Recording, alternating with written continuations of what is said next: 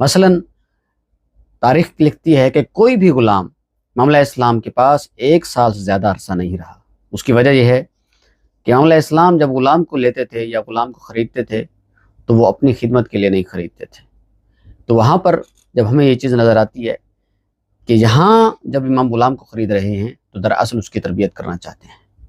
اور کسی بھی مناسبت سے، کسی بھی موقع کے لحاظ سے امام علیہ السلام اس غلام کو آزاد کر دیتے تھے۔ اور جب وہ غلام آزاد ہو کر جاتا تھا بلکہ وہ غلام امام کا تربیت یافتہ ہوتا تھا، امام کی سیرت پہ چلنے والا بن جاتا تھا۔ کچھ ہی عرصے میں وہ امام کا کہ غم کا ساتھی بن جاتا تھا، جس طرح کے بعض غلاموں کے بارے میں ہے کہ مولا اب رونا بس کیجئے، یا جب دوسرے غلام نے سوال کیا کہ مولا آپ کا گریہ کب ختم ہوگا، تو غلام اپنے آقا کے